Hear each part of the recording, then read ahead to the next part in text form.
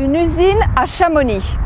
Quand le projet d'installer une nouvelle usine pour l'entreprise Simon, implantée jusqu'alors aux Ouches, a été présenté lors d'un conseil municipal il y a quelques mois, on aurait pu croire qu'il s'agissait d'un paquet cadeau.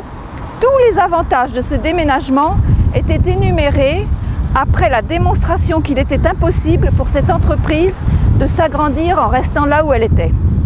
L'argument du déplacement des employés était balayé et il fallait que Simon, honorable maison locale de matériel d'alpiniste mondialement reconnue pour ses innovations et sa qualité, s'implante dans un site digne d'elle. Et le site suggéré, protégé, choisi par qui, fut le rond-point de la Vigie. Simon, appartenant au groupe Quechua, se voyait offrir un lieu unique au monde, propriété du patrimoine chamoniard et recouvert d'hectares de bois impitoyablement coupés. Le point de rencontre du plus haut sommet de l'Europe avec l'aiguille du Midi et leur environnement grandiose.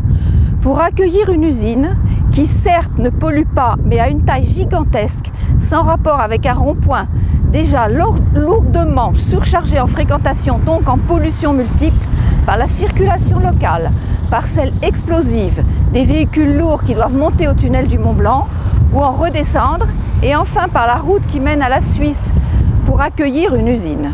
Chamonix Royal déroule le tapis rouge.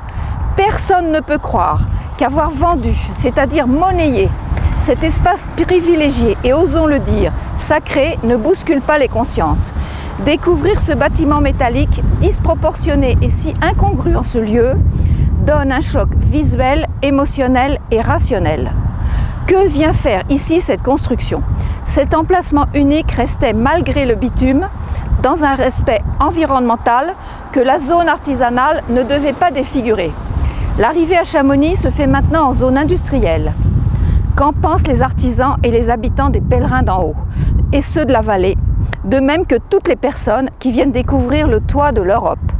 À l'aube de l'année 2020, alors que tous les signaux sont en activité pour nous demander de protéger notre environnement et le futur de la planète, Chamonix peut se targuer de faire bande à part. Belle leçon de civisme, de partage, de respect d'un patrimoine matériel et immatériel.